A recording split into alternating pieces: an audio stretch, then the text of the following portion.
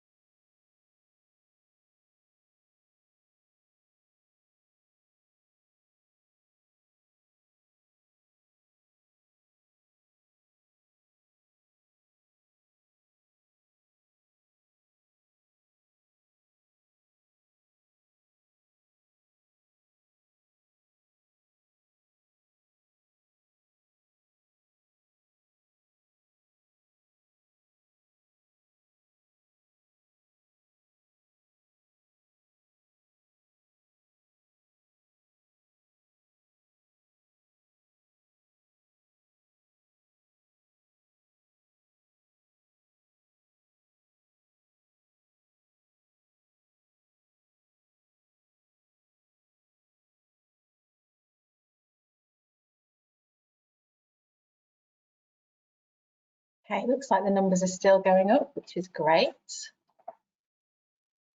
So I'll give it another 30 seconds or so, and then we'll get started.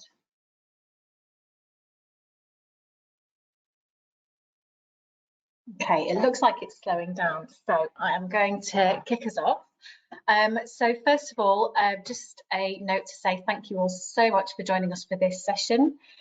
We've got some absolutely fantastic panellists joining us today with what will be, I hope, a lively discussion on the topic of whether research output is fit for the future. So what I'm going to do is I'll give you a little bit of an overview of the session, I'll introduce our panellists, and then I've got a very short presentation to give you which details some of the results that of the survey that Emerald sent out on this topic, and then we'll get into the discussion. So for research to drive change, it needs to be accessible and engaging for both those inside and outside of academia. Research needs to be able to drive change to education and society to effectively reach and communicate its outputs with a variety of users with different needs. But do current research formats effectively reach these groups, or is it time for change? Today, we're going to be discussing whether research as it is presented today needs to evolve to make it fit for future learners and researchers to influence wider society.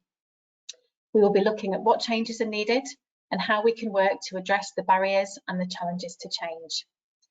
As I've said, I have an absolutely fantastic panel joining me today, spanning both the research and policy space. So let's introduce our panel. First of all, we have Dr. Crystal Aberdeen. Crystal is a digital anthropologist and ethnographer of vernacular internet cultures. She researches internet celebrity, influencer cultures, and social media pop cultures. Her books include Internet Celebrity, Understanding Fame Online, Instagram, Visual Social Media Cultures, and forthcoming in 2022, TikTok and Youth Cultures. And just to say, that's going to be published by Emerald, so if anyone is interested in learning more about that book, do get in touch and we can send you the details. She's Associate Professor of Internet Studies, Principal Research Fellow, and Australian Research Council Discovery Early Career Researcher Award Fellow at Curtin University. On top of being an authority in social media and society studies, she's listed on ABC's top 5 humanities fellows in 2020, Forbes 30 Under 30 Asia in 2018, and Pacific Standard 30 Top Thinkers Under 30 in 2016. And you can reach Crystal at wishcries.com. Next, we have Louis Coiffet. I hope I pronounced that correctly, Louis. And Louis is the Senior Policy Advisor in the Open Innovation team in the UK government. Louis delivers policy projects for clients across Whitehall on a range of topics, so everything from foreign policy and probation to radicalisation and groupthink. He also develops partnerships with universities and other organisations to create new opportunities for the team. He's on Twitter as @LouisMNCoiffet and is passionate about how evidence and expertise can help inform better and more innovative policies. His career includes roles working within universities, think tanks, the media, multinational companies and government. So welcome to Louis. Next we have Dr. Rilla Rapa. Willa is an Associate Professor in Sociology of Higher Education and a Deputy Director of Research in the School of Education at Durham University. Willa's research expertise relates to student identity, experience and agency in marketised higher education settings. She has conducted numerous research projects and published widely in the areas of higher education policy and practice and its impact on students as learners, citizens and political agents. Her most recent project focuses on risks to youth and studenthood in digital spaces. And finally, you have me, much less impressive than the rest of our panel, but just to introduce myself, I'm the Cases Lead at Emerald Publishing, and I'm responsible for the strategic development of Emerald's business cases product portfolio, bringing in new business to evolve Emerald's publishing offer through both license and proprietary content, and working across the business to develop and deliver new products to attract global authorship, users and purchases. So I hope to be able to contribute to the discussion today when thinking about the teaching and learning space specifically. So the plan for today is to split the session into 3 distinct parts. The first will be on research formats and delivery. The second will be around academic culture, and the third will be on the academic landscape. We're going to run a short poll around each theme before we kick off the discussions, which we hope will help us to shape our responses. And we will also break after each section for questions. We also have the lovely Tamsin and Andrea on hand to review any questions or comments that come through. So please add them into the chat as we go, and we'll respond to as many as we can as we go along. So first of all, I wanted to run a quick poll. So hopefully, Andrea, you are there to run our first poll, just to find out where the people who are joining us today are coming from. I am, yes. So our first question is, how would you best describe your current role? So there's a list of options there. So I'll just give you all a couple of minutes just to select the most appropriate.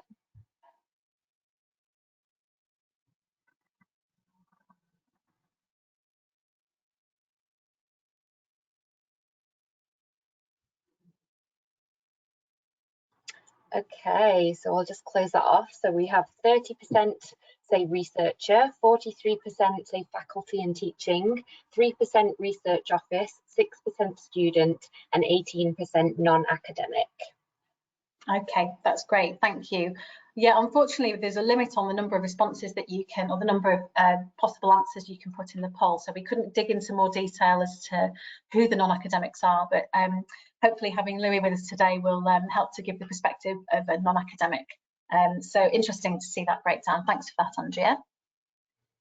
Okay, so if we just go on to the slide deck, Andrea. So as I've said, just to set the scene, I'm just going to present a very, very short deck which provides a little bit more detail around the recent survey that Emerald sent out, which posed the question, is research output fit for the future? So I'm hoping that will help us to contextualise the discussions. So if we go on to the first slide. Okay, oh yeah, if we go back. Perfect. So as you can see here, 36% of academics believe that the path to career progression is too ingrained in traditional markers of citations to allow for change to happen. And almost 1 in 4 students agree that academics are more bothered about career progression than making learning easy.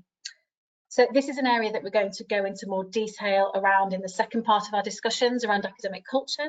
But given that this is clearly a challenge for both students and established researchers, there's obviously a need for change. We are starting to see this being driven through initiatives like the Declaration on Research Assessment and the Leader Manifesto, but I'm particularly interested in hearing Crystal's perspectives about some of the ways that students are now wanting to access research. So if we go on to the next slide. So the question that was posed here, and I'm sorry, the text is very small, I hope you can read it, is how do you think that COVID-19 pandemic has affected the way information and research needs to be presented to make it impactful? So it's interesting that speed to publication and interdisciplinary research come out so strongly here, as well as the need for research that demonstrates real-world impact. So I'm really interested to hear Louis' views around how policymakers engage with research and what types of content most clearly resonate. We'll also touch on open access during the session, but predominantly as it relates to the dissemination and availability of research and how we can ensure the quality of published research remains intact. I think if we opened up the discussion too broadly around open access, we could be here for another 3 or 4 hours, so that may be a session for another day. So if we go on to the next slide. Okay, so this is a question about whether current research forms are fit for the future. Feedback from our survey showed that students are demanding non-traditional research forms such as video animation and social media to support teaching and learning, as current research is too text heavy and full of jargon, and you can see that represented through some of the testimonials that we have here. So as I've said, I'm delighted to have Crystal on our panel today who'll be able to speak to these changing trends during the session, so definitely an area to dig into a bit further this morning. So if we go on to the next slide. And what are the barriers and what will make the biggest difference? With real world impact and project-based learning scoring most highly for both academics and students when asked what trends will improve academic learning, today we'll aim to discuss some of the challenges and solutions around both innovation in research forms and the dissemination of research, including, I hope, some suggestions around what we can learn from industry when trying to implement change. So if we go on to the final slide. So I just wanted to include this final slide because of the link to the full report. So I think Tamsin or Andrea will also put a link in the chat. So if anyone's interested in going and reading a little bit more about the results of those surveys, do go and do that in your time. And if you have any follow-up questions, feel free to get in touch. So before we kick off the first part of our discussions, we have one more poll. So Andrea, over to you. Okay, so the next poll we have, let me just launch it here.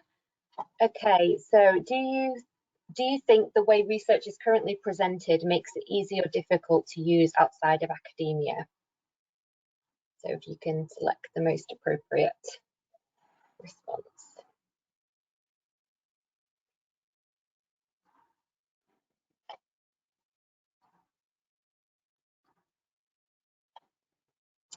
Okay, so 1% saying very easy, 12% easy, 60% difficult, 24% very difficult, and 3% I don't know. So that's quite condemning, isn't it? I think that will absolutely lend itself well to the discussions today. But yeah, as an academic publisher, I think it's something that we're very, very aware of. So I think that's a good place to kick off. So what I'm going to do is I'm going to pose questions to individual panelists, but it may be that if there's specific areas they want to speak to, if you maybe just raise your hand and I can pick up with you on those. So first going to Willa, thinking about the last 15 months, has the pandemic changed how people access or digest research, and what do you think that we can learn from this? Thank you, Juliet. First of all, I'm really happy to be here today and discuss with colleagues about such an important topic. And I think it's a great question to start our discussion as well. And obviously, from my point of view, I think it's probably difficult to say what are those long-lasting effects yet. And then we probably need a little bit of time to go. But I do think that the pandemic has highlighted and accelerated and revealed some of those new practices and also expectations for research and research outputs. And thinking about what those expectations might be and what I have seen in my work, then obviously questions around timeliness of research and quick access. So if the world is rapidly changing around us, then obviously social science research particularly, but also medical research that attempts to respond to the world around us and help us understand the issues that we face in various roles, then of course there is this expectation of that information being up to date. So I think that's one of those clear expectations, that being reactive in terms of research as well, rather than being just proactive and looking ahead for decades. Then what you highlighted with the report as well, expectations for interdisciplinarity. The world is complex.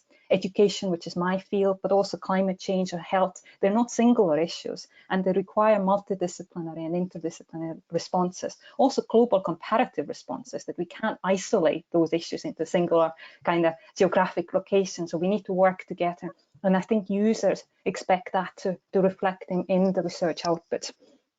Then what else?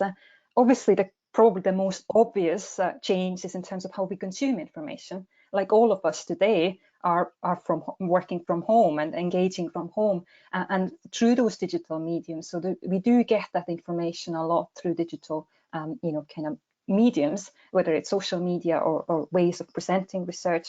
And then I don't like the word efficiency, but as we all juggle with work and life for both, then this expectation to be to have the research a bit more accessible and kind of respectful of people's time and energy, and that goes into all kinds of more important life-related tasks as well. So I think that's my quick capture of what I think has changed, or where are those kind of pressure points. But colleagues maybe have something else to add here. Thank you, Roulette. Well, actually going to Crystal and thinking about students in particular, how do you perceive that students want to access content? Thanks, Juliet. A caveat on where I'm speaking from. So I now live in Australia, and my past experience has brought me to teaching students in the Nordic countries, but my origin story is mostly based in the Asia-Pacific region. So caveat one, lots of intercultural students accessing mostly English language contents, despite being ESL students. Caveat two, there is not the ability for us to assume that most students have adequate infrastructure or access to online resources, especially during this time where they're stuck at home. And caveat three, many of these students are needing to work alongside pursuing their studies. So there is often not the luxury for them to work in a comfortable pace. So all things considered, I think students in particular would want to access content in a way that is allowing them to do this in their own time and their own target, to match the pacing of whatever is fitting their schedules, their work, their ability to access internet content infrastructure. They are also wanting us to be able to give them content that is accessible based on ability and based on language. So for instance, videos, it's a no-brainer that they should come with closed captions, especially for ESL students who are working through accents and students with different types of ability. When we're thinking about handouts, even the text size, font types, all of these thinking and the framing around accessibility, screen readability is now becoming sort of a regional standard in this area that we need to pay more attention to. And I think the most critical thing now is on the flip side, as people who give lectures and prepare contents, I think we're also undergoing a change. I remember not too long ago where the managements and universities were telling us, you know, introduce more digital into your classrooms, make it fun, interactive, engaging, use slides with visuals and sounds, show videos. And then after a while, we realized our students were already so well versed in that they were probably not going to the libraries. Some of them had trouble accessing in-print contents. In the social science and humanities, a lot of books are still printed in hard copy. And so there were different types of physical space, flashy literacies that our students were missing out on. Now that we've pivoted to the pandemic, a lot of these things are no longer considerations or luxuries we get to think about. We're entirely sometimes picking resources for students reading based on what's available online. We're recording lectures based on what we have available to us at home while working from home as lecturers. And the students themselves, as they're working through their assignments and contents, they're primarily going to be turning to Google Scholar or Google for their searches, as opposed to going through a library system or some other type of paywall database. So students themselves are looking for more accessible research, and I think we do owe it to them to try and pivot how we produce this knowledge for them as well. Absolutely, and that's making me want to move into the open access discussion, but I'm going to hold off for later in the discussion. So then what are your views, Louis, on the current challenges with the way that research is presented and shared, particularly thinking about engaging with policymakers, and are there any quick wins or simple things that you think could make a difference? Sure, thank you, and yeah, very pleased to be here. Starting with a caveat as well, so all of my answers are from a policymaker perspective, and just think of policymakers as busy non-specialists, as that's the most common type of policymaker. So I kind of thought of three challenges. The first one is finding the research, finding the evidence. Most policymakers won't have ever done a literature review. Some might have done one a little bit in their undergraduate or their master's degree. They won't have relevant skills, they won't have the logins, they won't have the time, One of the benefits in our team is that we have PhD placement students, and they come with those skills, they come with those logins.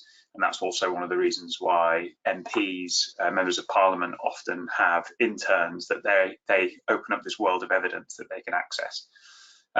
Second challenge, even if you do find it, is kind of making sense of it. And again, you know, often the language can be slightly off-putting, might not be quite the same buzzwords as was in the manifesto or your minister talked about. So trying to understand what different terms mean and what they relate to can be difficult. You might not use those in your searches. And I guess the third challenge is, if you find it and understand it, do you trust it? So again, where does this sit in the discipline? Is this a definitive or innovative or new piece of research? Is it robust, or is it none of that? Again, policymakers will really struggle to know, and it can be very challenging to kind of resolve any contradictions or different schools of thought within a discipline. I think policymakers can struggle to know one expert or one piece of research kind of evidence against another, and how to present that can be quite challenging. Thank you, Louis. Yeah, and I know from some of the work that we have done with Post that actually the part of the challenge is also in terms of understanding how to engage with Parliament. And I think often there's people who automatically have those networks, but there's other people who don't know how to reach those people. So I think there's a lot of outreach that goes on within your team to try and help people get to that group, isn't there? Yeah. Okay. So then going back to Crystal, I was interested as to your take as to whether you think industry has a role to play in the development and dissemination of research. Oh, so much. So for background, I study social media cultures, and apart from my day job, lecturing, supervising, and doing research, I also do a lot of consulting and advising for different types of governments, parliaments, as well as social media platforms themselves. Now, there is a super dire situation at the moment all across the world where there are extremely tough funding cuts and job slashes from governments. So we are receiving a very, very small amount of handouts during this time of the pandemic from the state, which means that while resources are being limited from the governments and state, we have to turn to external sources of funding.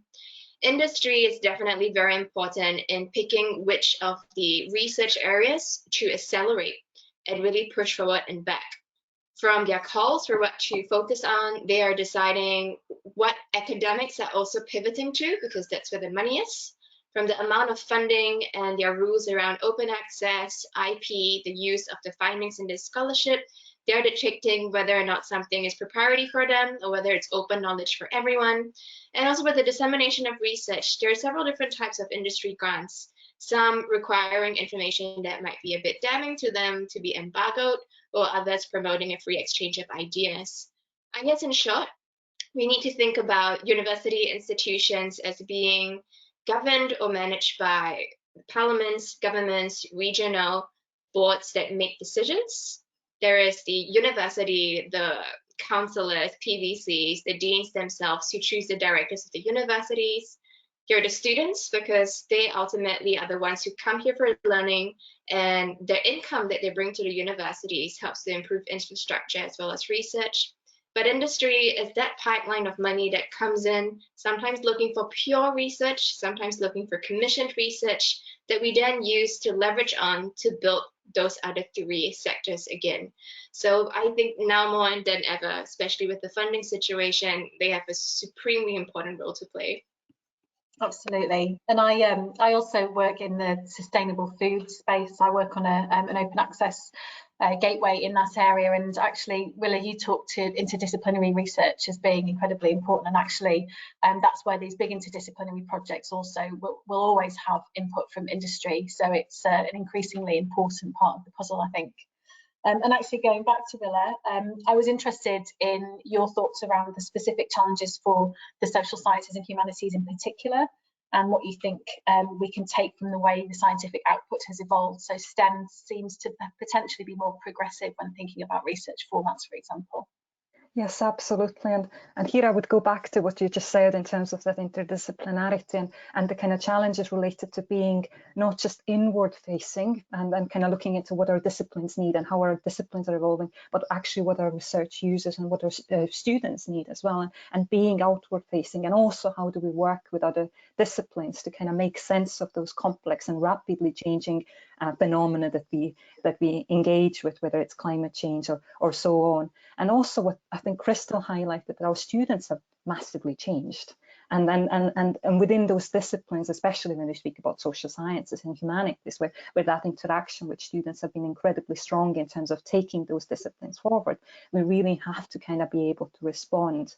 And then obviously, as a kind of sociologist of higher education, I cannot help but not to notice some of those incredibly negative pressures that we face in higher education as well, and particularly people who work in humanities, and how some of those disciplinary areas that perhaps have less kind of instrumental immediate outputs or kind of those types of measurable outcomes, how there are funding cuts or how they're undervalued, and what risks that places on those disciplines and the development. So I think those kinds of things are really big and important kind of challenges. And then thinking about how the ways in which we engage with the outside world, it probably hasn't changed that as rapidly, because academia is not the trendiest place, and it's not the easiest place to change and kind of reform.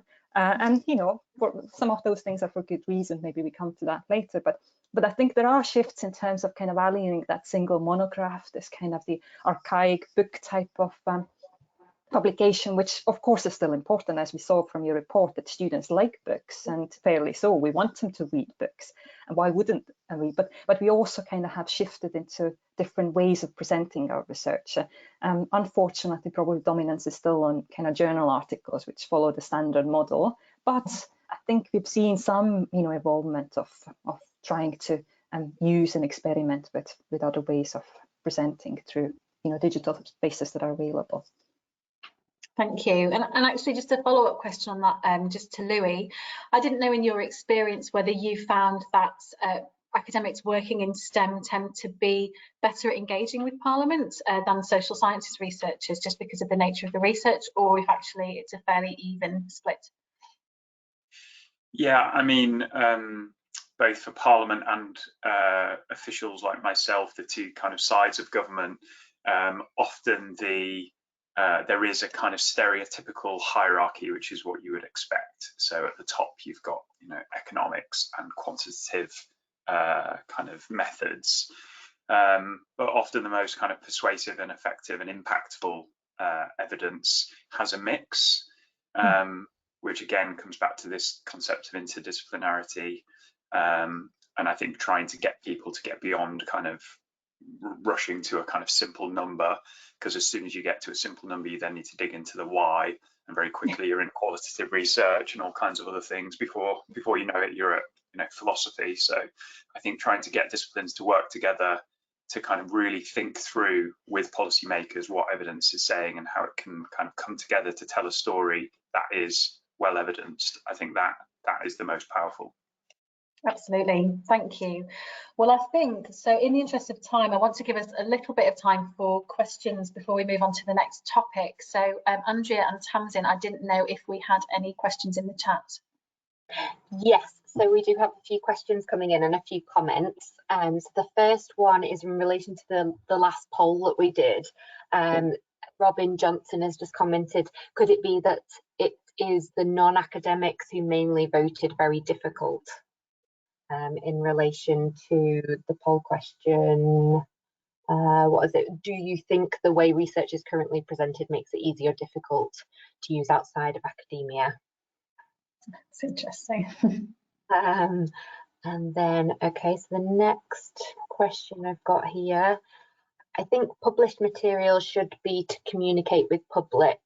Till now, total focus of journals and publication is to get attention of faculty, students and experts.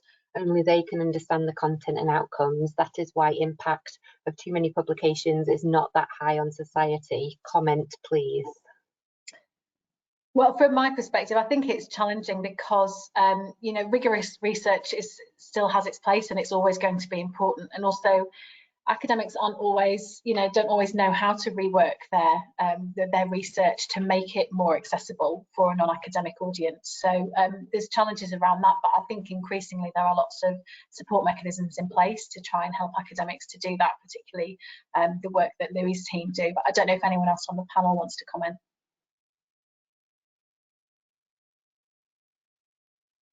Okay, if we go on to the next, any other questions?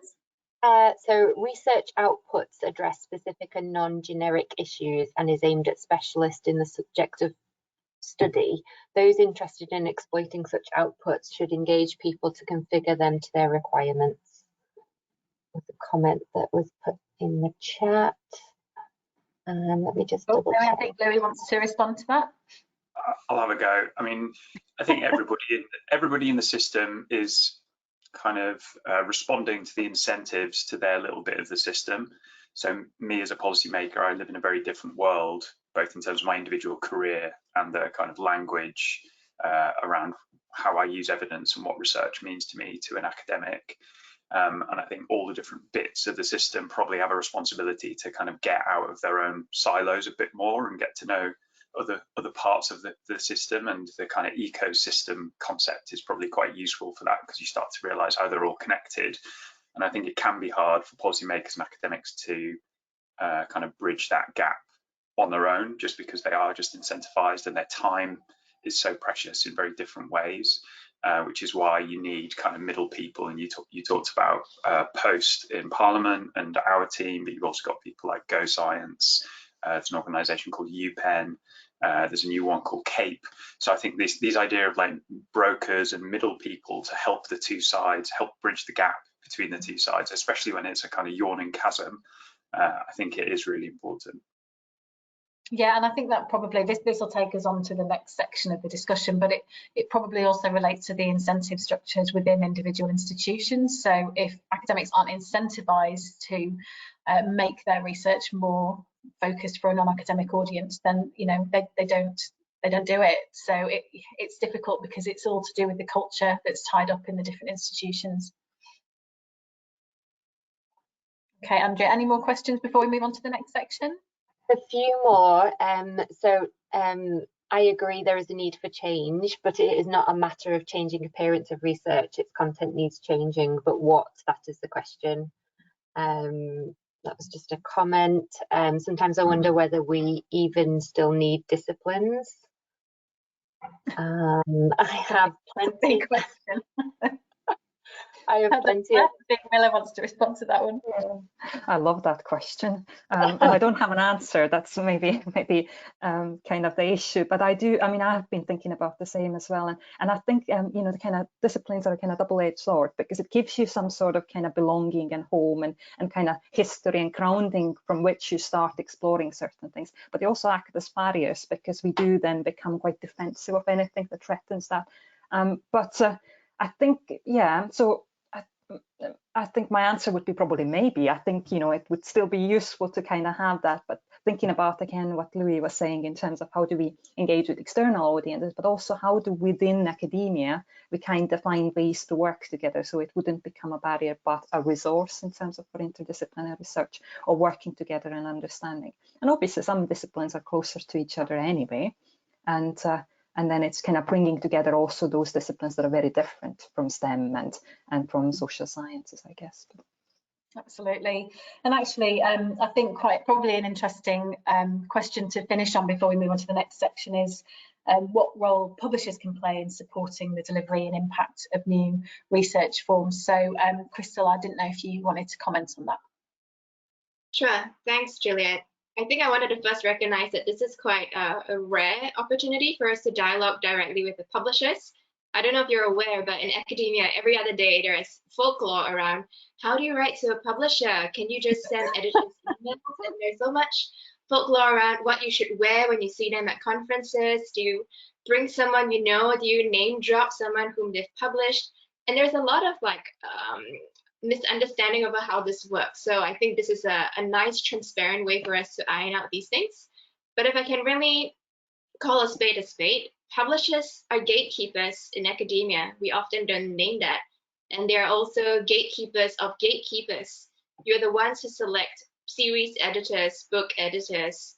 You're the ones who choose reviewers, which conferences to go to. So what scholars from which disciplines in which parts of the world get access to you to have their works published. So I think if we were allowed to give you a laundry list of what publishers can do in supporting this, I hope it's okay to list 5 areas.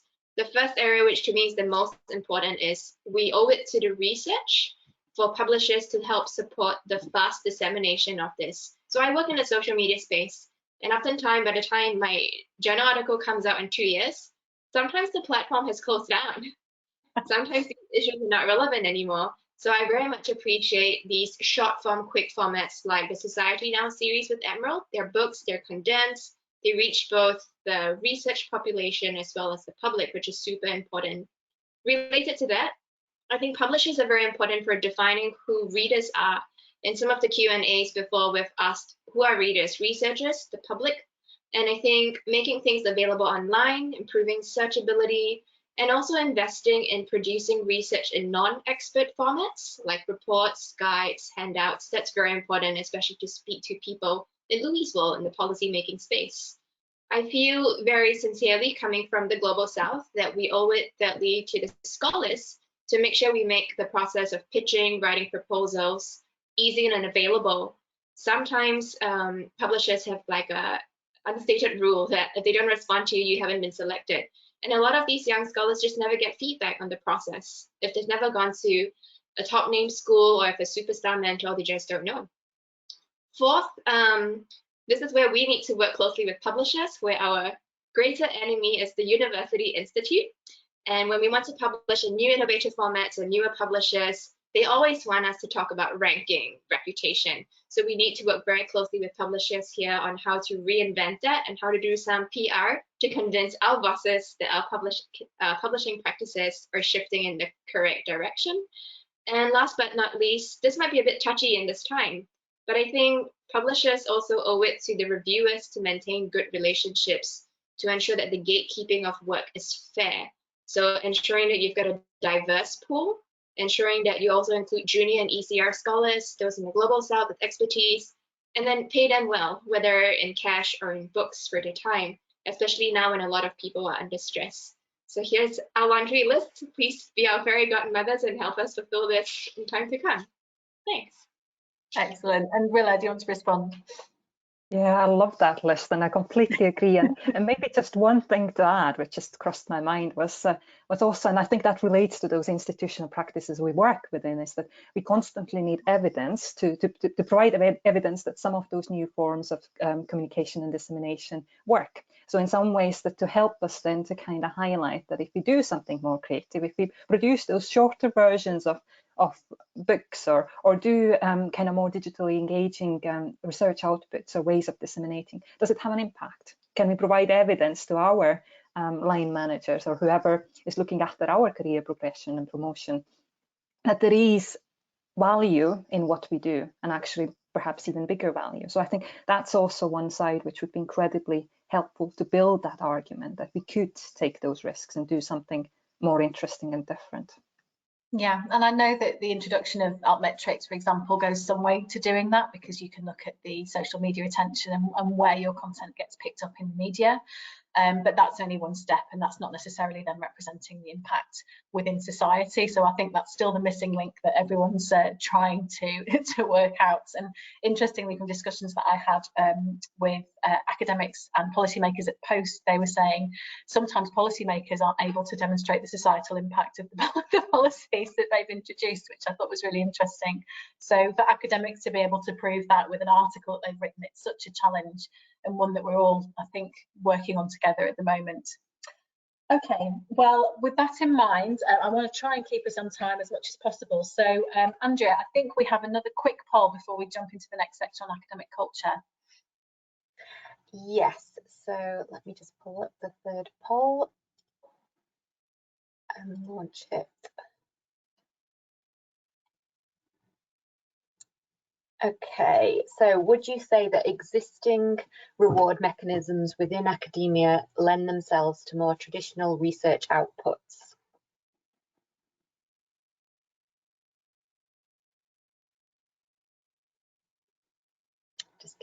Another couple of seconds for everyone to put their answer in.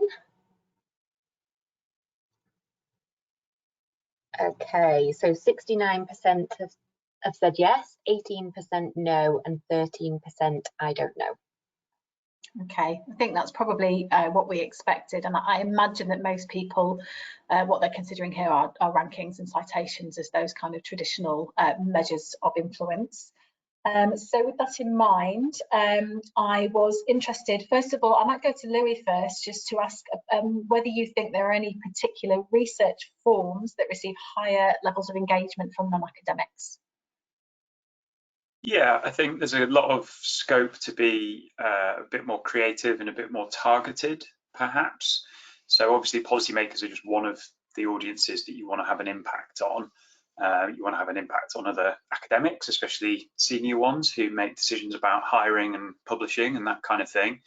But again, speaking from a policymaker perspective, I think don't think of us as a big kind of homogenous group where, you know, 500,000 people in central government, same again in local government.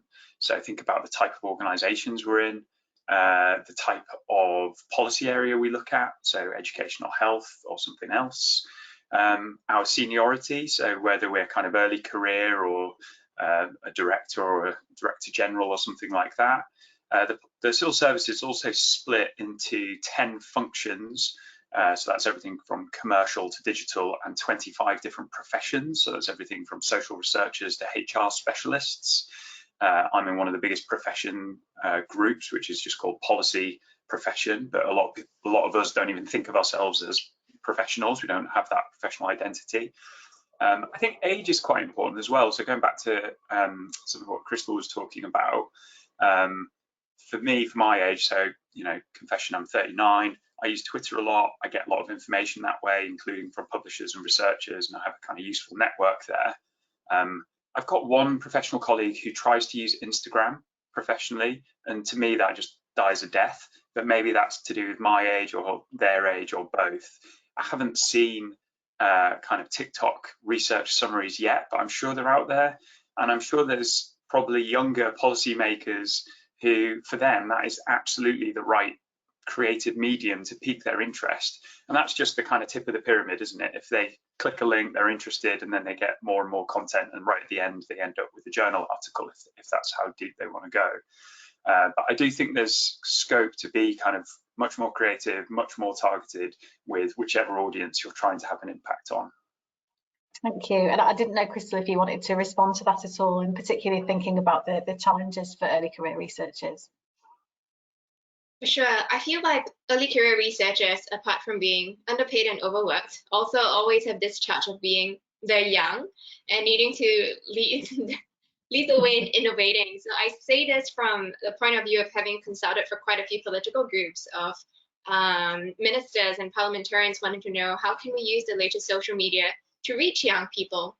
And oftentimes they judge our capabilities also based on our age rather than our research. I think there is a worrying trend here of always chasing the newest, freshest thing, sometimes without paying homage or recognizing the legacies of long forms of research. So even now during COVID-19, there's suddenly an explosion of people doing research on working from home, online learning, video mediated cultures, talking about how everything is changing. But the field of internet research has been around since the 1990s. And this might be a question of disciplines. It might be a question of us being pressured to publish, finding innovative topics without having the time to sit and stew. And so I think more so than ever, we need to produce the type of quality researchers that can assist folks in Louis' department, in his area of work, to trace these legacies of research rather than always pursuing the newest and freshest, because that would be a never-ending race, I think. Yeah, absolutely. And Willa, just to get your perspective on what you think some of the barriers to innovation and partition might be, and if you think career priorities are being put ahead of driving valuable learning. Yeah, I do think that's right, and I think Crystal has nailed it as well. And obviously, then going back into this idea of academia being quite slow pace and having very strong traditions and conventions and not changing as fast. That we have lots of systems in place that kind of safeguard us and making sure that what we do is kind of trustworthy and leads into something that is has a voice of authority, but it's slow. And it has existed for a very long time the same way. And even thinking about when we write publication journal articles, you're lucky if you get something published within a year. But within a year, in some ways, your research outcomes are already out of date. So, and writing a book takes even longer. So by the time that this kind of conventional output comes out, it's kind of outdated for the users who may need to act on it. So that's one side of the things. The other issues around which are to do with kind of our lack of time and fear and insecurities, because lots of us or lots of colleagues are in insecure positions and try to then innovate while you don't know whether your job lasts longer than a few months, and career progression being very much dependent on those very conventional ways of achieving, which is to do with publications. And a good academic being somebody who writes books, publishes articles, and goes and attends conferences. So that's pretty much what a kind of good academic does.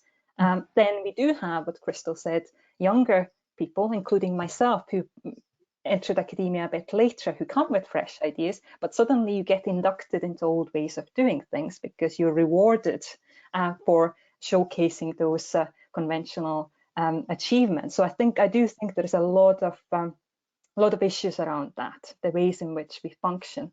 But then I guess also lack of skills. That how do we even know how to do things differently? So I think that's an issue. And the final point, which I would highlight, which I'm sure applies globally, but knowing in my roles the UK higher education system quite well, and the ways in which research excellence framework works and the funding that comes to universities and departments, it very much kind of normalizes journal articles as the best or the most common output, and that also kind of shapes very much of how and what we do. So I think that's my kind of take on where we are with the issues. But yeah, and this is probably taking us slightly off topic, but I know a couple of times we've mentioned the time it takes to get published in a traditional academic journal. So there's obviously been quite a rise of preprint servers over the last few years, but obviously there's concerns around quality if content is published without going through peer review. So it's also making that balance between getting content out there quickly, but also ensuring there's academic rigor behind it. So I think that is probably an ongoing challenge for publishers as well. Okay, and I was interested, Crystal, on whether you think this also relates to the teaching and learning space, so whether we need to apply more value for research that's specifically designed for teaching. For sure. I think like Rilla really nailed hit on the nail when she said security or job security. If I can be super glib, I think right now there are generally 3 classes of academics. We have those who are possibly already fully tenured full professors just concentrating on producing books, and those books end up becoming canon. We also know that they're disproportionately white and male, so that already shapes and trickles down to all the thinking and how we shape our syllabi. There's the middle tier, which is where there's the crunch from both the top and the bottom, perhaps the staff who are in charge of creating the content, conceptualizing, planning, introducing diversity into the syllabi. And then there's what I can cheekily call the underclass of sessionals, precarious folks, many of them already equipped with PhDs, but unable to land a full-time job because we're educating PhDs and giving them degrees way more than their available jobs. But they are the ones involved in administering and operationalizing what goes on in the classrooms, sometimes with very little say as to what goes in the syllabus or how to carry out that teaching. So already there's a very big disjunction between the content that we're putting in the syllabi, this is how we want to teach it, this is how we actually teach it. And we know there are intersectional demographic issues happening here, where in the underclass, it's mostly women and mostly people who belong to less privileged classes. I think that if we rephrase this in terms of career priorities, we are at a time when most of us, maybe apart from the top tier, are mostly worried about job security and keeping our jobs. This might mean that we're being pushed to apply for more grants, publish research faster and quicker than we feel comfortable to do so, not delivering fully with our teaching all the time, or coming up with hybrid formats to integrate teaching and research. And I feel like a lot of these conversations are institutions that are shifting very quickly, the scholars having to pivot, but then the publishers not yet catching up, or the students not yet knowing there's new models of learning. So every time there is a lag here, the crunch falls into the scholar book, and among the 3 tiers, it falls into the 3rd tier, who often don't have the chance to publish, don't even think about career priorities because they're living from sessional to sessional contract. So I don't think this is something publishers can solve. It's a very major issue. But if there's any interventions here from the publishers, I think it would be help universities value teaching materials. So for instance, I remember, I'm still an ECR, by the way. I remember not too long ago being asked to write textbooks by a few publishers, and I really wanted to, but to think and sit down and say, you know, my university is not valuing this. It doesn't count as a book. It doesn't count as a monograph. It's going to be 3 years of my life. And while I want to do this, my passion is for teaching, this doesn't help me secure a long-term job. So teaching materials versus research materials, I'm hoping that as gatekeepers, the publishers can help to maybe change up how we measure them in terms of value and quality within universities. Yeah, and that's interesting. As I've said, I work on our teaching cases programme, and actually a lot of the discussions I have with academics is that their institution don't recognise teaching cases in terms of academic progression in the same way as they would an academic article, but the value of teaching cases is very much that it's relevant to non-academics. It's in collaboration with partners who are working in industry, and there's that real societal impact, you know, from the outset. So I think the tide is turning. I think it's shifting, but it's like moving a ship. It takes a long time, doesn't it? And I think then before we go to questions, just one final question for Louis. Just some advice as to what you think higher education institutions could do to support academics in making their research outputs more impactful. Sure. So some of the kind of obvious things, so training and also helping create opportunities for academics to meet the kind of people you're trying to have an impact on.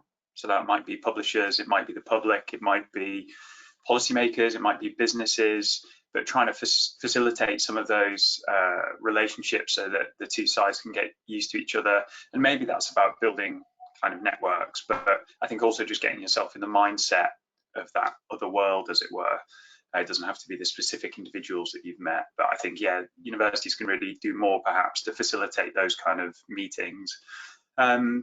I think also helping academics stay on top of, and it's hard because I've worked as a policy advisor in a university, it's trying to stay on top of the different kind of measures of impact. So the 2 main ones obviously are REF and KEF, our favourite 3-letter acronyms, but trying to help researchers kind of stay on top of how those different kind of systems of measurement, how they're evolving, and also what the scope is within there, because sometimes it can feel very reductive and also a real kind of hierarchy that you're never going to break into.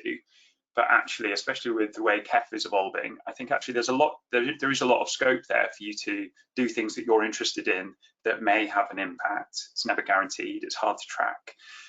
But just understand the rules of the game around you. And I know it's annoying because they're changing all the time. But if you're comfortable with the rules, you will start to see the gaps and the opportunities. And often it doesn't take too much extra effort just to gather that little bit of evidence to show that you may have had an impact. So just to give one little example, we're quite rare in the civil service where we're quite outward facing to academics. We're actively seeking different academics to input to the projects we work on. And afterwards, we always send them a thank you letter on like official headed government paper, which to some people just sounds like stupid. Like, why have you sent me this? It's 2021. But we know that for some of the university academics in particular, they just need that little bit of evidence just to log the fact that they've joined a workshop or we've quoted their research or something like that. So that there is more that can be done on our side, on the policymaker side as well, to make the kind of impact game a bit easier. And I know that I think before lockdown, Post were running some events for academics to better engage with Parliament. So they ran one specifically for female academics. There was one planned for academics from BAME backgrounds and one for disabled academics. So I think I would encourage people to go and look in that space, because there's often lots of free events that are run that can help you how to understand how to do that more effectively. So Andrea, do we have any questions from our academic culture theme? So we've got quite a lot of questions. Well, we've got a few questions, but a lot of comments. So I've tried to flag the questions. So I'll have to go back a little bit just to some of the earlier questions that we didn't quite get round to. So this question: is there a general trend worldwide that STEM disciplines are more appreciated than social sciences and humanities? I can have a go at that. I think, just reiterating what I said earlier, I think there is a stereotypical hierarchy, and you know, if we think about the pandemic response in the UK, like, we really do need some like hard quantitative data for some of the response. Like, we need to know what the efficacy of the vaccines are. We need to know what the rates are, etc., etc. But very quickly, you then get to the like, so what? So what do we do about it? And then you're immediately away from a quantitative discipline and you're back into a kind of social science. And then if you think about how to, you know, influence people, then you're in the humanities. Like so I think there is this kind of almost lazy assumption that STEM and quant is better.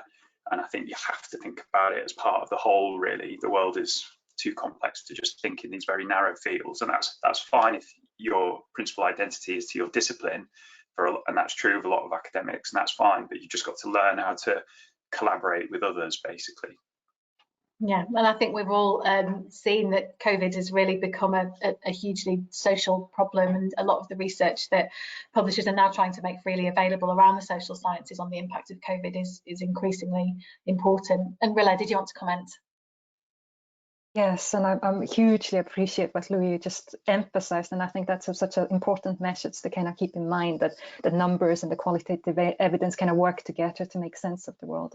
And I hope that is the kind of the way forward and where we're heading towards, because we have been living in a kind of world where, you know, there is this assumption that if you can't measure something, you can't improve. And that has made a lot of research into very kind of numeric and put some of those disciplines that have those instrumental outcomes at the forefront. But I do hope that the pandemic and the chaos it has caused has also raised lots of questions about that need kind of qualitative exploration. So yeah. Absolutely. And then another question here. So thank you for bringing up gatekeeping, Crystal. Can you expand on gender bias? Sure. I think this happens in so many levels, but maybe reflecting on accessing publishers, I'll highlight two. One is there's always this old problem of the old boys club. You know that in academic conferences, a lot of the socializing happens outside of the actual conferencing, after hours, in pubs, and some of the times the structures of these spaces are in such a way that it's more comfortable for the male gender to congregate over drinks, over smoking. Presumably they're also most of the time not the ones rushing home for childcare or arranging babysitting. And that's where all your informal tacit knowledge that is passed down informally is networked and shared. So that's one very obvious way of showing this. Secondly, I think there's also an assumption that to be a good academic, you have to be loud and bold and confident and not have any insecurities, which is like a super robotic person, but also a very specific idealized type of masculinity. I remember my first few conferences going, how do I talk to the publishers? It's intimidating. People are just like, just go, be confident, just walk. I'm like, but my disposition is not made for it. I need to have cozy, meaningful conversations. I don't want to change my personality for my job. And I think there are ways that we can identify and acknowledge that the spaces and the practices that we believe have been stereotypical since time immemorial actually preference one type of gender personality or training, upbringing from habitus over another. For this reason, I've always found it really helpful that for some publishers, they always have these like one-on-one times on online conferences you can drop in, or outside of the conference lunch break, they're available, and it makes it easier for people who are more introverted or who are more careful with how they carry themselves to just go without a crowd watching them. I think this is something we do need to keep in mind, because not all of us are made to be peacocks in this very showy industry. Yeah, and just to follow up on that, we recently launched a competition called the Case for Women as part of our CASE programme, because we were seeing that from research that was done by an organisation called the Case for Women, female case protagonists were not represented in case research in any meaningful way. So that was a drive to try and get more cases with female case protagonists. But we interviewed some of the protagonists of the winning cases of the competition for last year, and it always stuck with me. One of them who said that she was always having to make this cognitive leap when she was reading and trying to access case research, that she couldn't see herself represented.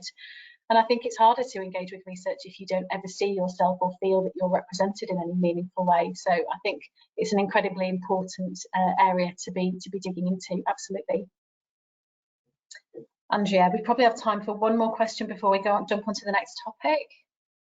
Okay, so going back to Louis' earlier point about trust and how we can decide what is trustworthy and reliable in research, I wondered what the panel's thoughts are on alternative peer review, open peer review, crowd review, etc., and how this might help us move beyond traditional formats of research. That sounds like a question from someone from Emerald to me. Can I just come in briefly? So I think it's not really an answer. It's a sidestep. Maybe while the other two think about a proper answer. I think a good example of this is what some of the What Works centres have done in the UK, with the shining example in education being the Education Endowment Foundation have this thing called the toolkit, where they've basically broken down all these different interventions in learning and teaching for disadvantaged young people, and then they've shown how much it costs, how robust the evidence base is, and how effective it is in improving learning for disadvantaged students. And they've basically broken those down into like a 1 to 5 scale, so you can just look at the whole table, and underneath that is a lot of complex, robust, contested evaluation, lots of different studies, randomized controlled trials, all the rest of it. But I think it's a very effective window into that complexity. It's just this very simple kind of dashboard that sits on top of this like mountain of evidence. And I think things like that can be quite effective at kind of making research comparable and accessible. Obviously, you then dig into the details, which is where the devil is. Yeah, Rilla. First of all, I need to tell my colleagues at Durham that the EEF toolkit has been cited by the policymaker today. But just going back to peer review, I do think that we have some issues around peer review. Maybe if we speak about the conventional peer review for journal articles, where the author and the reviewers are both anonymous, could potentially, balance some of those inequalities out. But I'm always writing a book myself just now, thinking about that what a power imbalance that is, that if you propose a book or any kind of research grant and where your name is known, but the peer reviewers are anonymous, that whether also kind of some of those dynamics there create inequality for certain types of academics, particularly when we have kind of not the double-blind peer review, but some of those issues around whether the reviewers should be named, and have that kind of honest and open conversation about the quality of research could be way forward. Yeah, and actually, I know there's lots of publishers, Emerald included, who have introduced an open peer review model where the reviews are citable, and you can see who the reviewers are. And actually, we found that to work really well, because because their comments can be seen and they're traceable, they tend to be a little bit more rigorous and a little bit more helpful with the reviews that they have. But from my perspective, I think there's probably a place for both. I think you need double blind to have that rigor and to ensure that inclusivity is, and bias doesn't creep in. But I think the open peer review model is also an interesting one. Okay, so in the interest of time, I think what we'll do is we'll go on to the final poll. Andrew, if you're able to launch it. Yeah, no worries.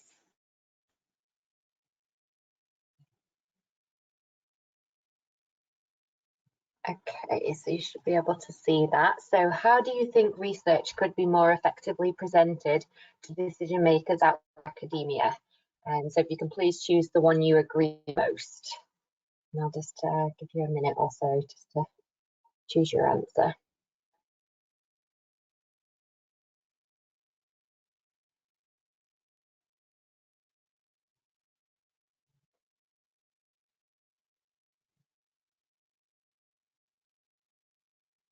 Okay, I'll just close it now if everyone's done. Okay, so I'll just share the results. So 15% using non-traditional content forms, 23% for article summaries, 16% for making language more accessible, 39% for co-creating research with academics and non-academics, and 8% with making research accessible in different languages. Okay, thanks, Sandra. Interesting that co-creation has come out so strongly. So yeah, but quite an interesting mix there. Okay, well, we're going to, with that in mind, we're going to go on to the final section around the academic landscape. I did say that we would touch on open access because I don't think we could have a panel about academic publishing without talking about open access. So I'm going to first go to Louis. And the question is, do you feel that open research models have made research more discoverable and accessible? And I think that's when thinking about access for policymakers and non-academics. Give you a very short answer, yes, because I don't need a login. And yeah, the amount of faff involved for me to pay for any kind of login immediately switches me off because I'm in a rush. I've got to get some very specific evidence very urgently. I don't have time to speak to procurement or get the team credit card or anything like that. So yes. But what process would you go through to, because I guess there's a quality concern there. So how would you identify that content, and how is there an element of trying to identify whether there's rigor behind it, I suppose? Again, comes back to kind of what I said earlier about policymakers. We don't have the skills or the time really to make those kind of calls, or we struggle. Maybe those in the analytical profession will be better able to help those in the policy profession to kind of make more sense of what is robust evidence, what does the evidence base say. But I think often you've got lots of very kind of stressed, rushing policy professionals who are just trying to find one or two bits of evidence to support something, and they don't have time to make sense of where's this come from, you know, how much can I trust this? And so I guess following on from that, and this one's for Rilla, whether you think there are potential challenges around the sheer volume of open content that's starting to become available, and how we ensure that the quality is intact. Yeah, and I do think that quality is the main issue, and trustworthiness of the research.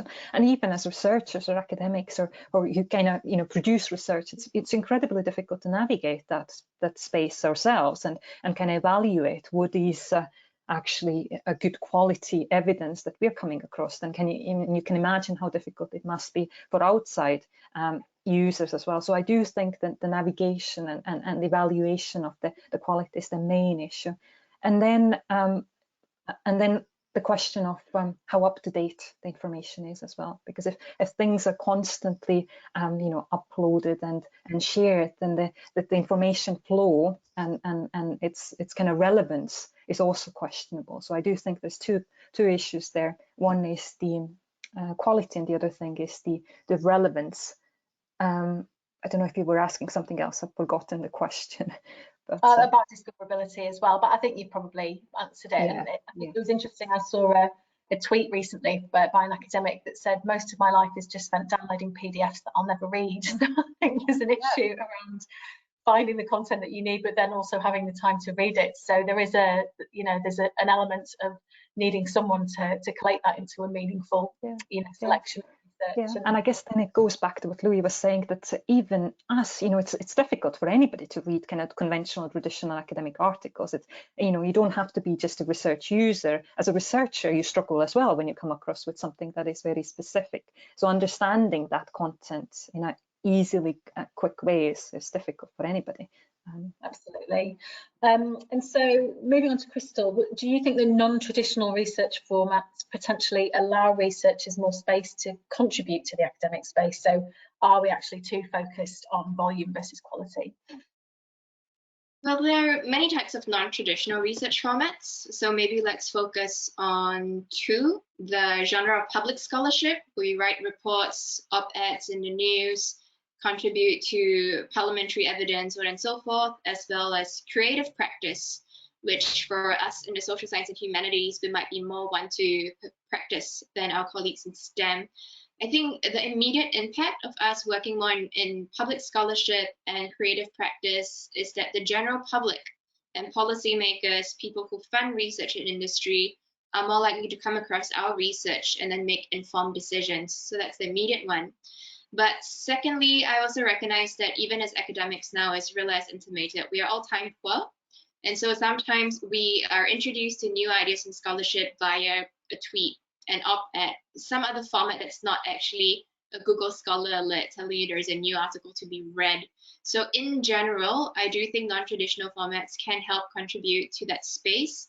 That said, though, we are also now unwittingly constructing a brand new ladder of labor, like self-promotional labor, self-branding labor, things that we, like people are paid full-time jobs to do this for brands and corporations, but we're now having to do it as a side gig as academics just to make sure we are read. So when we ask the question, are we currently focused too much on volume versus quality? I think right now we are forced to concentrate on visibility and self-promotion rather than the actual research. There are people whose names often get cited when some people have never read the canon works, maybe just a Wikipedia page or a summary. There are oftentimes scholars who repeatedly get nominated for things without the newer ECRs or people in the Global South being recalled or remembered. So maybe prior to social media becoming such a big part of our industry, it was a volume versus quality issue.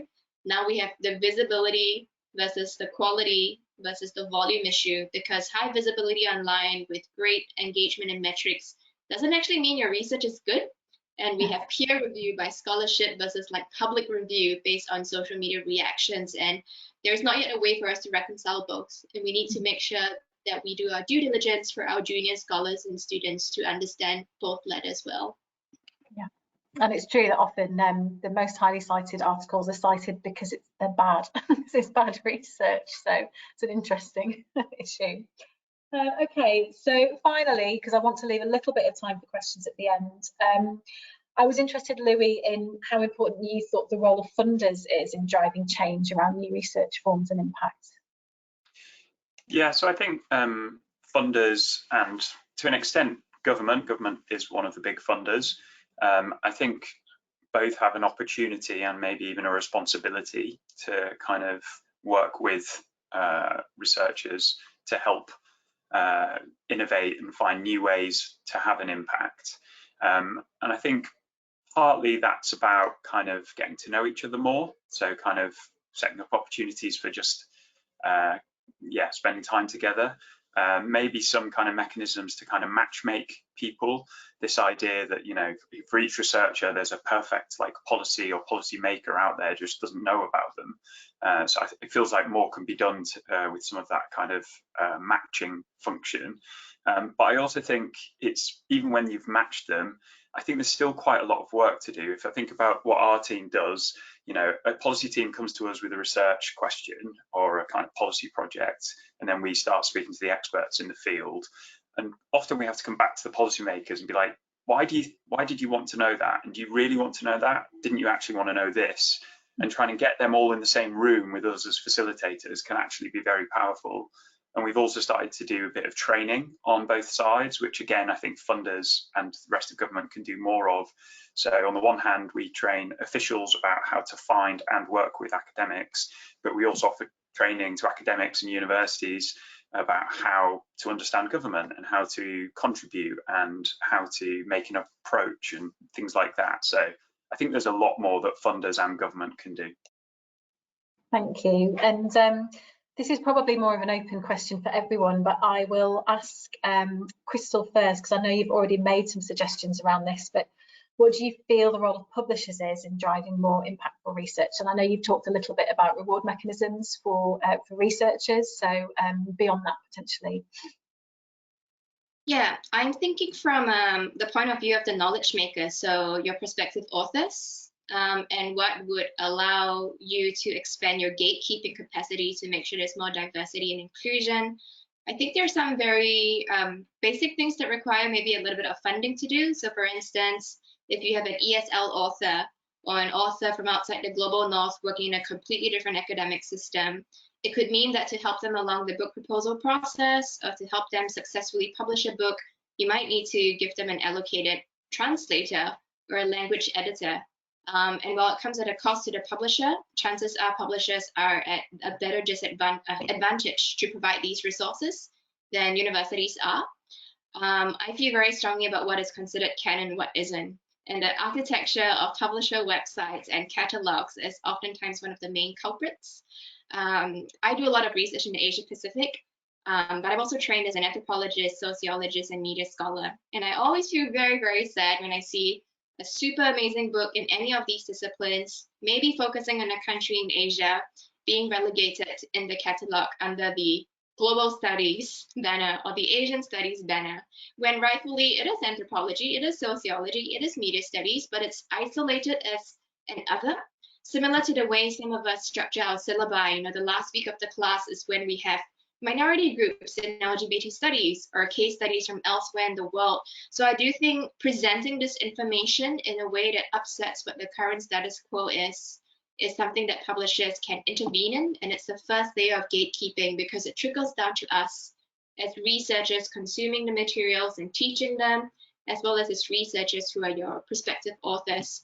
And this ultimately helps us to think about decolonizing academia and helping us to consider research from the Global South as it comes from Global South expertise as well.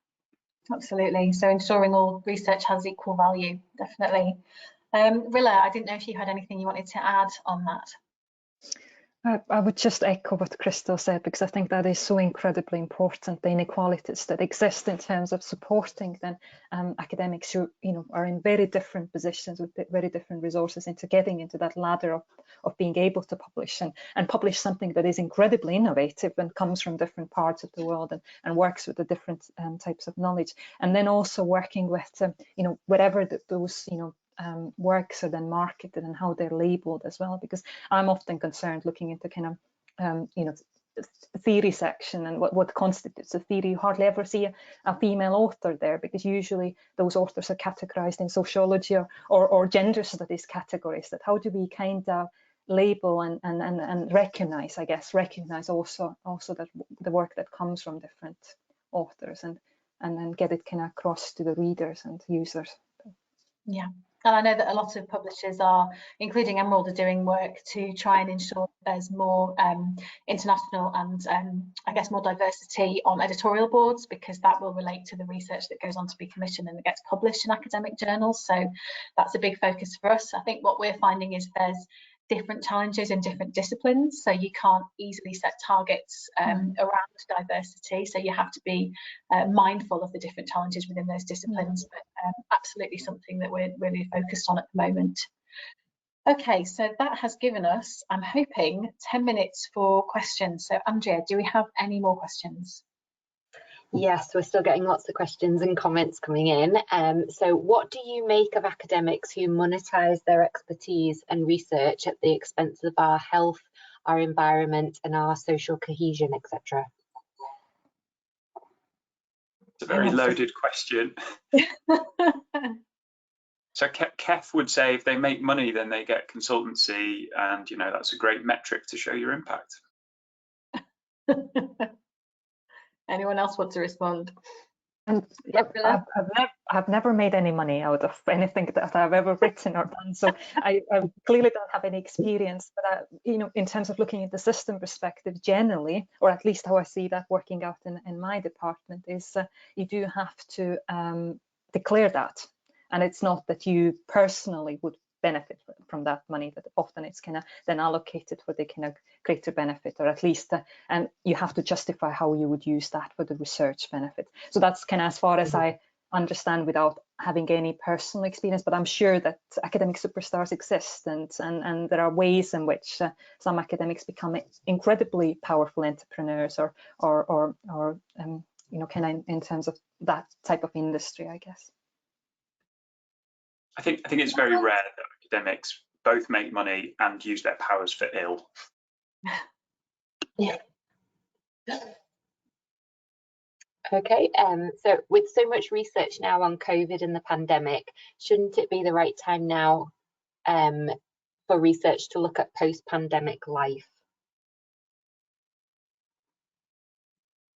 I'm going to cheekily chime in and say, I don't know if we are in post-pandemic life.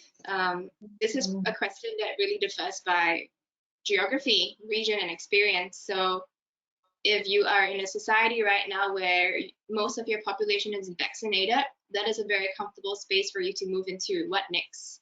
I happen to live in a first world country where the vaccination rates are supremely low for various reasons, so we're not there yet.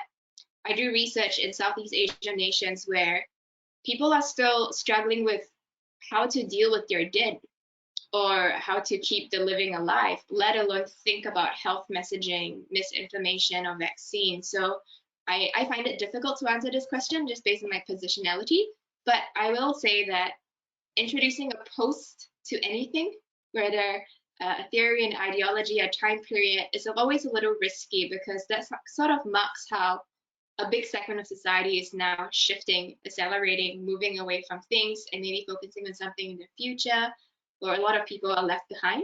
When policymakers do it, when academics and scientists do it, that is for sure part of their contingency planning, future planning, risk management, and I understand that. But when everyday people talk about post-pandemic season, my first question is, where are you in this cycle, in this ladder? What spaces are you speaking from? So yeah, I do think in general though, sorry to be glib, there is already research in this area. It just depends on what we value and think of as post-pandemic. And Louis, I think you also wanted to respond. Yeah, just to build on what Crystal said. So there's a lot of pressure to kind of return to normal, and a lot of policy making is very like short-term crisis response. We were lucky enough to do a project for a department which basically said what next after 2024, so after this parliament, what happens after that. And I think we were briefed to look at, you know, what does recovery look like? What is this phase? And actually we interviewed a load of disaster recovery experts who've been involved with, you know, Katrina, Fukushima, all these other incidents. And they basically said, don't call it recovery. It's not like a finite phase. All you're in is the kind of preparing phase for the next one, which is a little bit grim, but it helps you get into a different mindset so that you will be better prepared next time, hopefully. Yeah, and I think just going back to the topic of research formats, I think maybe one of the opportunities that has come out of COVID-19 is the fact that people are demanding more open research, so that's probably being driven. So accessibility, we hope, will be more of a factor, and also the way that research is delivered and the type of research people are interested in accessing and using is probably shifted as a result of people having less time and being in a different learning environment. So I think it does represent a lot of opportunity in this space. Any more, Andrea? Okay, so as a historian, it seems to me that the sciences do a better job of recognising the vital contributions of research assistants and younger researchers in academic research. This is especially evident in the long lists of authors on scientific articles. It doesn't seem to be the tradition in the humanities. Is this something that should change? Can publishers help? Rilla, I was hoping you'd respond to that one. I can't answer the publisher's side of the thing, but in terms of recognising authorship, I think that's an incredibly interesting point, and there are clear differences how scientists do, and sometimes you have like 100 authors in the list. I think, personally, I do think that in social sciences, humanities, we are a little bit better at thinking about the actual contribution to certain forms of publications, and some I do know that some journals, for example, now even require a declaration of what was the contribution of different authors. So I do think that in sciences, while the research teams might be enormous and then everybody gets included as a form of recognition in a paper, it's perhaps less clear what their actual contribution to each of those publications were. So I'm wondering whether there's a balance to be made. That's something to learn from the STEM subject, where you work with huge teams and you pull their expertise in, but also value that what exists in social sciences, humanities, when we do recognize the core contribution of different authors, and not just make those author lists enormous. Yeah, and I think there's also some a lot of pushback at the moment in terms of the order of authors. So should the more senior academic be listed as the first author if they haven't made the biggest contribution to the research? And I know that's a big area that we could probably dig into if we had the time. Oh, Crystal, yeah. Yeah, to add to Rilla, I think the nature of how we conduct research in the humanities and social sciences also is super different from STEM. So it's not like everyone who's been in a lab or been involved in a grant gets named. If you're thinking about the more traditional humanities, sometimes this is literally a one-person endeavor over multi-years, diving into one in-depth project that leads to one journal article, because that's a different type of thinking required, a different type of stewing. Thinking about anthropology, when you go out into the field as an explorer, an adventurer, you could acknowledge maybe your translators, your field workers who have assisted you, but it's generally difficult to work in very large teams when you're doing very deep qualitative dives, as opposed to with large-scale quantitative big data where everyone can secure a component. So the nature of the work that we do, the research questions that we ask, the science that we work with also makes it difficult for us to just say authorship is the way you get your acknowledgement. I do feel that in the humanities and social sciences, one thing we do very well is this model of apprenticeship, of mentoring. When you take a student under your wing for 4 years, it's not just guaranteeing this PhD student some publications, you're literally teaching them everything you know in this super long mentorship, giving them all the skills and the tools to be able to do what you're doing on their own one day, as opposed to what I feel the STEM disciplines might do, which is a more graduated system of just working in the lab, working as part of the team, scaling up, one day managing your own team. So I do feel the runway that we have for humanities and social sciences to plump someone into their real world to do their research is also significantly tighter and shorter. I think we probably have time for one more question, Andrea, before we wrap up. Yeah, sure. So this is a comment and question. I find the question about presentation to decision makers difficult. All that accessibility, language, science, communication, podcasts, etc. has been played out during the pandemic, and still politicians ignore the results. With long-term effects on societies, references here in Germany, maybe also in the light of upcoming elections, I somehow doubt if we are heard if politicians do not want to believe in science. What are the experiences of the panel members?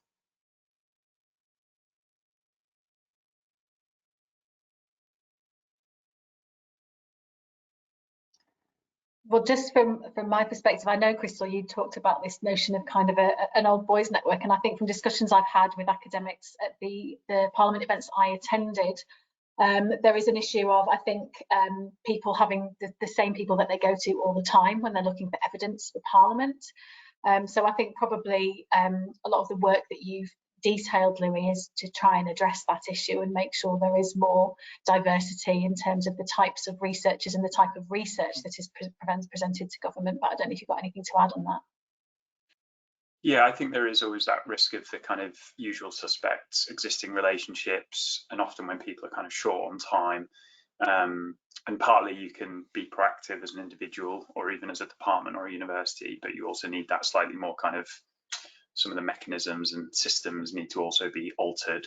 So things that posts do, for example, like female specific or BAME specific training, we've looked at doing perhaps, because we do regular PhD internship program, we've looked at doing a BAME specific one for that.